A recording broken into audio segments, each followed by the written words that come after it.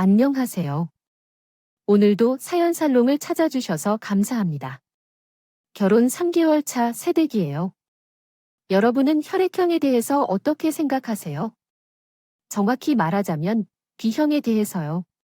제가 이렇게 혈액형에 관심을 갖게 된 데는 이유가 있어요. 바로 제 시아버지 때문이죠. 결혼 승낙을 받으러 시댁에 갔을 때 아버님이 물어보셨어요. 제 혈액형이 뭐냐고요. 그래서 B형이라고 말씀드렸더니 어쩐지 딱 봐도 기가 세 보이는 게 B형일 줄 알았다고 하셨어요. B형들은 하나같이 다혈질이 자기 할 말 다 하는 이기적인 인간들이거든. 나 참, 아니 그깟 혈액형이 뭐라고 초면에 이러시는 건지 정말 이해가 안 갔어요. 솔직히 사람을 혈액형으로 따지는 건 일본에서 만들어낸 가짜 이론으로 과학적 근거도 없잖아요.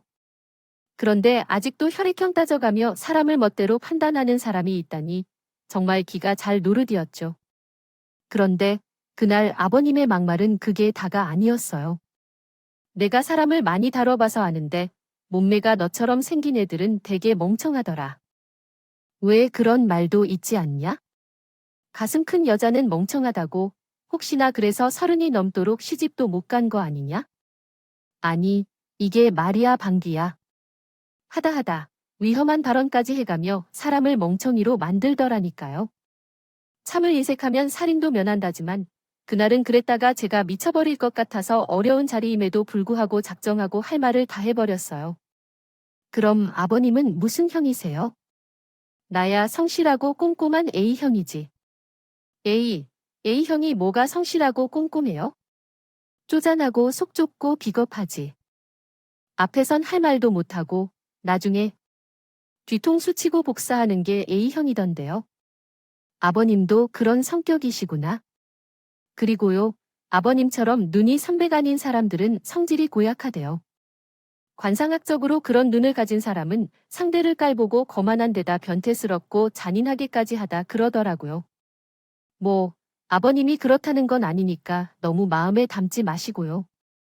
제 말에 아버님은 얼굴이 시뻘겋게 타올랐어요 되려오고 말로 받은 셈이니 왜 안 그렇겠어요. 그날 아버님과 제가 한 대화에 남편과 어머님은 좌불안석이었죠. 남편은 어머님 성격을 그대로 닮아서 남한테 큰 소리치기 싫어하고 속으로 싸매고 가슴앓이 하는 성격이거든요. 그런 모자가 마주 앉아 저와 아버님을 보고 있으려니 얼마나 불편하겠어요. 하지만 이제 아버님을 보면 그때 참지 말고 더 따져도 될 걸 그랬어요. 아무튼 아버님은 당신의 말에 한마디도 안 지고 따박따박 받아치는 제가 괘씸하셨는지 비장의 무기인 돈 얘기를 꺼내 제 귀를 누르려고 하셨어요. 그래, 아버님이 회사원이라고 상준이한테 들어보니 나랑 연배가 비슷하던데 직급이 부장이라던가. 아니, 그 나이 먹도록 뭐 하느라 아직까지 부장밖에 못 알았다니. 살고 있는 집도 전세라지. 이래서야 혼수나 제대로 해보겠냐. 이건 뭐 30평대 아파트를 해줄래도 혼수로 그 안을 채울 능력도 안 되니 해줘야 하나 말아야 하나. 아버님은 영악하게도 신혼집을 내세워 제 길을 꺾으려고 하셨어요. 그게 아버님이 뜻한 계획이었다면 적어도 반은 성공한 셈이었어요. 집안 대대로 지방 유지로 살아와서 평생을 돈 걱정 한 번 안 하고 살아온 아버님과는 달리 저희 집 형편은 당장 월급이 안 나오면 온 식구가 타격을 입는 수준의 집이었거든요. 소문난 땅 부자 아버님과는 솔직히 천지 차이의 빈부차였어요. 그러니 돈 앞에서 제가 할 말이 없죠. 저희 집이 가난한 데는 여러 가지 이유가 있겠지만 17년 전에 돌아가신 엄마의 병원비를 대느라 친할아버지가 남겨주신 밭이며 논까지 모두 판 데다. 아빠 월급은 우리 3남매 키우는데 몽땅 들어갔다는 게 가장 큰 이유일 거예요. 40도 안 된 나이에 아내를 앞서 보내고 홀로 자식 셋을 키워야 했으니 아빠가 고생이 많으셨죠. 아빠 혼자 머리로 3남매를 대학까지 보냈는데 돈이 남아있겠어요. 물론 학자금 대출원금은 저랑 형제들이 회사 취직하고부터 갚아 나가고는 있지만 그래도 여윳돈은 없었어요. 있다 쳐도 그걸 제가 가져가면 남은 동생들은 어쩌고 아빠 노후는 또 어떻게 해요. 그래서 제가 모은 돈으로 어떻게든 결혼을 해보려는데 아버님이 딱 그걸 약점 잡고 늘어지신 거죠. 저는 꿀먹은 벙어리처럼 입술을 꽉 깨문 채 아무 말도 못하고 있었어요. 아버님은 그런 저를 보시면 회심의 미소를 지으시더라고요. 그때였어요. 남편이 끼어들어 한마디 거들었어요. 아파트 필요 없습니다. 저희는 저희 힘으로 시작하고 싶어요. 제가 모아둔 돈이라 전세대출 받으면 20평대 빌라 정도는 구할 수 있어요.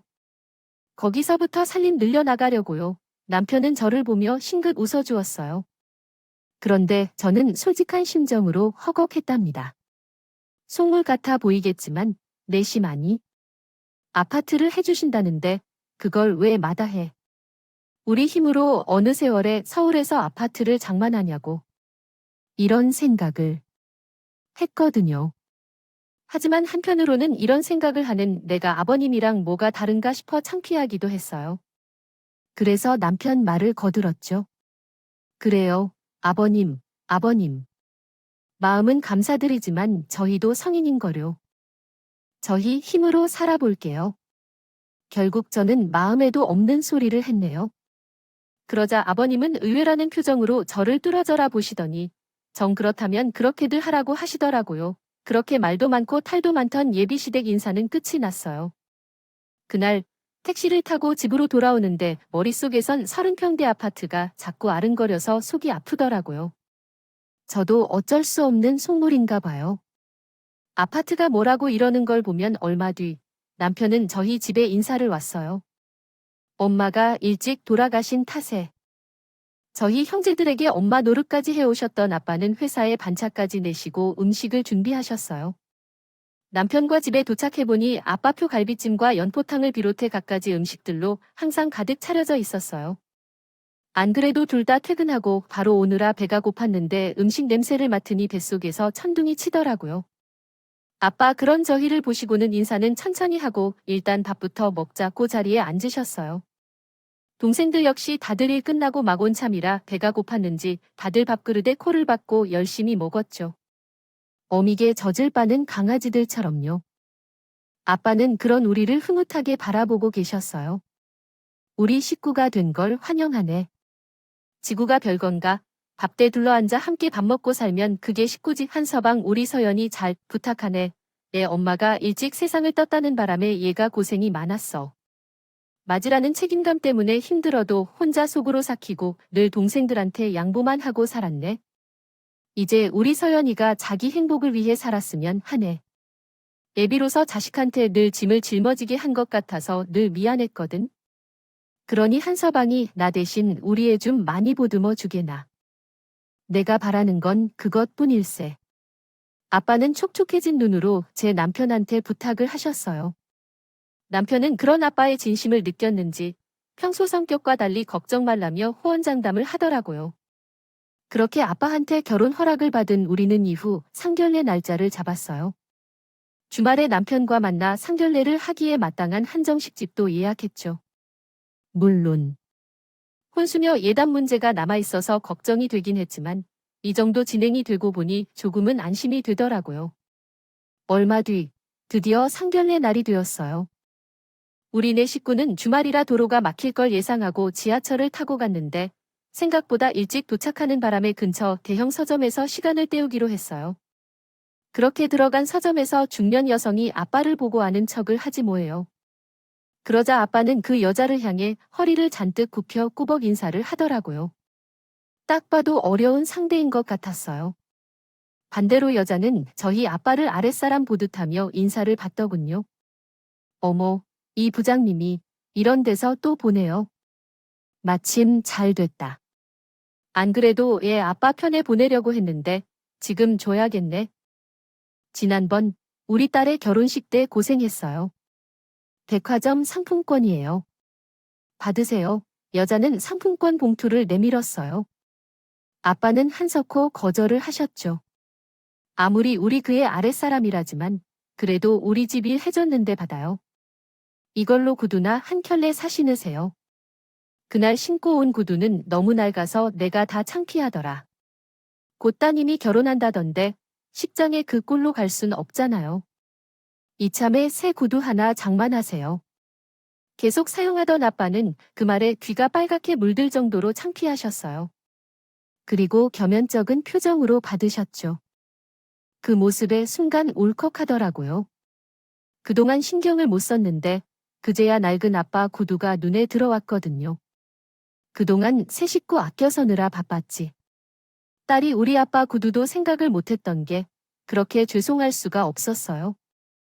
여자는 아빠의 정중한 인사를 받으며 엘리베이터에 올랐어요. 인사를 마치고 돌아서는 아빠한테 누구냐고 물었더니 아빠 회사의 전무 사모님이라고 하더라고요. 그러고 보니 언젠가 아빠가 전부라는 사람 때문에 곤란한 일까지 떠맡고 그런 일들이 지속적으로 있던 게 떠올랐어요. 이른 시간이건 늦은 시간이건 가리지 않고 멋대로 전화해 업무와 상관없는 일까지 시키는 걸 본 적이 있거든요. 나름 부장인데 빵 셔틀 돌리듯 말이죠. 얼마 전에 있었던 딸의 결혼식 때도 사돈댁에 보낼 선물을 저희 아빠한테 배달시킨 거 있죠. 그뿐인 줄 아세요? 그 집딸이 신혼여행에서 남편이랑 싸우고 새벽 비행기로 먼저 한국에 들어온다면 그 새벽에 저희 아빠를 공항으로 픽업을 내보내기도 했어요. 아주 개념을 물말아 먹은 인간이죠. 어찌나 화가 나던지 회사에 투서라도 올릴까 했었다니까요. 제가 아는 게 이 정도인데 회사 안에서는 또 얼마나 아빠를 괴롭히겠어요. 안 봐도 비디오죠? 게다가 사모님이란 여자 행동을 보니 마음이 더 아팠어요. 직장 상사의 갑질도 모자라 그 안 사람 갑질까지 받고 살고 있구나 생각하니 아빠가 너무 가엾게 느껴졌거든요. 자식들만 아니면 그딴 회사 당장 때려치고 나와도 되는데 그러지 못하고 그 수모를 참아야 하니 말이에요. 아빠는 자식들 앞에서 들키고 싶지 않은 모습을 들킨 사람처럼 저희와 눈도 마주치지 못하시곤 서둘러 서점 밖으로 나가셨어요. 그 모습에 목이 메이더라고요. 그래서 더 이상 아무것도 묻지 않고 동생들과 서둘러 서점을 나왔어요. 한 식당에 도착해 보니 남편과 시부모님이 벌써 와 계시더라고요. 그런데 그 순간 아빠와 시아버지가 서로를 보곤 화들짝 놀라지 않겠어요. 이 부장, 자네가 여기는 웬일인가? 설마 얘가 자네 딸인가? 아버님은 똥 식은 표정을 하고 저희 아빠한테 다그치듯 물었어요. 아빠 역시 표정이 잔뜩 굳은 채로 저와 남편을 번갈아 볼 뿐이었죠. 그리고 침묵이 흘렀어요. 그땐 그저 아는 사람을 사돈으로 만나서 그런 건가 했는데 잠시 뒤 아빠의 말을 들어보니 아버님이 아빠의 직속 상사더라고요. 아빠는 아버님 옆에 서 있는 어머님을 의아한 눈으로 바라보시며 어리둥절한 표정이었어요. 그러자 아버님은 뭔가 이상한 조짐을 느꼈는지 황급히 아빠를 데리고 밖으로 나가셨어요. 나머지 남은 모든 사람들은 이 상황이 어떻게 된 건지 궁금해하고 있었죠. 몰라, 어안이 벙벙한 표정으로 멀뚱히 서 있을 뿐이었죠. 한 10여 분쯤 흘렀을까요? 아빠와 아버님이 룸으로 들어오셨어요.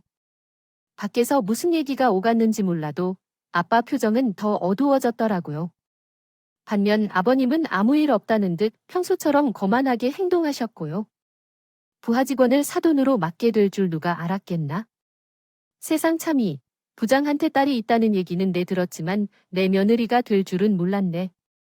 그런데 말이야, 자네 딸이 자네랑은 완전 딴판이더군. 아주 당돌해. 내 성격이야. 자네가 잘 알 테니 자네 딸한테는 자네가 잘 알아먹도록 얘기를 하면 될 일이고. 그나저나 우리가 사돈 맺는 게 회사에 알려지면 자네는 하나 곤란하지 않겠나? 그렇다고 지들이 좋다는데 무작정 반대를 할 수만은 없고.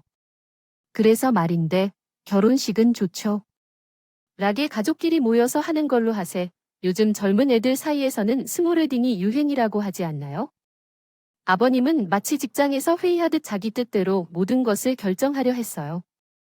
그 모습이 꽤 거슬렸지만 누구도 아버님의 말에 토를 놨지 않았어요.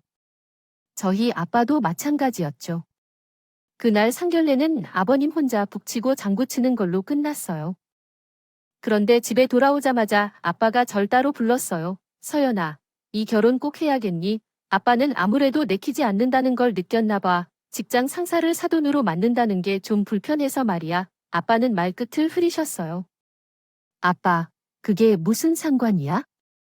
물론 불편하긴 하겠지만 그런 이유로 결혼을 포기한다는 건 나한테 너무 가혹하지 않아? 아빠도 한 서방 마음에 든다고 했잖아. 아빠, 부탁할게. 나이 결혼하고 싶어. 제 말에 아빠는 더 이상 아무 말도 없이 깊게 물러섰다. 하지 않으셨어요. 제가 아빠라도 이런 상황이라면 많이 불편할 거예요. 부부끼리 한 회사에 다니는 것도 불편할 판에 하물며 세상에서 가장 어려운 사돈이 직장 상사라니 아빠한테는 정말 죄송하더라고요. 그런데 그날 이후 불편해진 건 아빠뿐만이 아니었어요. 저 역시도 마찬가지였거든요. 아버님이 저 역시 자기 부하 직원처럼 부리기 시작했거든요. 나 지금 밤이고 시도 때도 없이 연락해 자잘한 심부름을 시키기 일쑤였고 심지어 쉬는 날에 불러내서 수행비서 노력까지 시키곤 했어요. 모녀가 쌍으로 시아버지한테 노예로 잡힌 기분이었죠. 하지만 전처럼 마냥 성질대로 굴 수도 없었어요. 모르면 모를까 아빠 직장 상사인데 제가 어떻게 함부로 하겠어요? 저도 직장 생활을 오래 해서 아버님 같은 유형의 상사가 얼마나 치졸하고 찌질한 인간인지 잘 알거든요. 그러니 이럴 때 악을 쓰고 참아야 해요. 그렇게 시간이 흘러 예식장도 예약이 되었고 스드메이의 어지간한 혼수도 모두 준비가 된 상태였어요. 마침 청첩장이 나왔는데 남편과 함께 받으러 나가고 있었죠. 그런데 아버님께서 전화하셨어요. 내 어머니한테 거짓말을 하라고 하셨어요. 별로 어려운 일도 아니었는데 뭐 그러시는지요. 시어미가 오늘 좀 전화를 할 거다. 그러면 딴 말 하지 말고 어제 내가 나랑 백화점에 간 걸로 해라. 내가 선물로 명품백 하나 사줬다고 그렇게 얘기 좀 해, 알았니? 혹여라도 딴 소리 했다간 너희들 결혼 순순히 못할 줄 알아. 내 말 알아들었냐? 아버님, 설마 바람 피시는 거예요? 지금 저보고 아버님 바람 피시다. 이젠 일조하란 말씀이신 거예요? 그런 거라면 저는 못해요. 못해. 오냥. 그럼 내 마음대로 해라. 대신 이거만 알아둬라. 내 아빠 나이면 희망퇴직 1순위인 건 너도 잘 알게다. 내가 이렇게 나오면 나도 내 아빠 자리 지켜줄 이유가 없어. 그렇게 알고 알아서 처신하도록 해. 아버님은 당신이 할 말만 하시곤 전화를 끊어버리셨어요. 상황을 보아하니 전날 내연녀한테 백화점에서 명품백을 사준 걸 어머님 지인한테 걸린 모양이었어요. 그걸 무마하려 절 이용하려는 거였죠. 생각할수록 괘씸했어요. 하다하다 이젠 불륜까지 저지르고도 뻔뻔하게 며느리까지 이용해 자기 잘못을 덮으려 하는 거니까요. 게다가 거기에 저희 아빠까지 볼모를 잡다니 너무 치졸하지 않나요? 그래서 안 되겠다고 말씀드리려고 청첩장을 들고 남편과 함께 아버님 회사로 찾아갔어요. 남편이 있는 자리에서 따끔하게 말씀드리고 여자 문제를 정리해 드리려 했는데 생각지도 못한 순간에 엄청난 반전이 일어났어요. 로비에서 아버님 성함을 말하고 들어가려는데 직원이 그러더라고요. 전무님은 현재 외출 중이십니다. 네, 전무요. 순간에 머리가 핑크를 도는 것 같았어요. 전무라면 내가 아는 그 전무 아빠한테 온갖 허드레시를 시키고 딸내미 결혼할 때도 그렇게 부려먹던 그 전무였어요. 순간 머릿속이 복잡해지더라고요. 아빠 말로는 일전에 서점에서 만난 그 중년 여자가 전무 사모라고 했는데 그럼 아버님이 두 집 살림을 한다는 거잖아요. 게다가 뻔뻔하게 내연녀 딸 결혼하는데 회사 직원들을 불러 결혼식을 치르다니 어이가 없었어요. 그래놓고는 정작 자기 아들 결혼하는데 스몰 웨딩을 하라고 해요. 자기 불륜을 들키기 싫어서요. 완전 쓰레기 같은 인간이더라니요. 그제야 왜 아빠가 그렇게 결혼을 반대했는지 이유를 알 것 같더라고요. 아버지는 일찌감치 그 사실을 알았던 거예요. 그래서 그런 집에 제가 시집가지 않기를 바랬던 거예요. 아, 그것도 모르고 지금까지 내가 아버님 하며 따까리 노릇을 했다니 화딱지가 나서 미치겠더라고요. 이래서 사람 인상은 거짓말 안 한다고 하나 봐요. 딱 관상대로였던 거죠. 남편도 눈치를 챘는지 당황하더라고요. 일단 로비에 청첩장을 남기곤 아버님이 오시면 전해달라고 하고 남편과 돌아 나왔어요. 그날 밤 저는 아빠한테 따져 물었어요. 아버지, 진작부터 알고 있었지. 아버님 바람 피는 거 왜 말 안 했어? 그랬으면 이렇게 바보같이 당하지만은 않았을 거 아냐? 저는 당장이라도 그 집에 전화해 아버님의 불륜을 알리겠다고 했어요. 사실 남편도 그 자리에서 많이 곤혹스러운 눈치였고, 그래서 둘이 고민도 많이 했었거든요. 상처받으실 어머님 생각도 나고 여러 가지로요. 그런데 아빠가 제 팔을 잡더라고요. 서연아, 제발 그러지 마.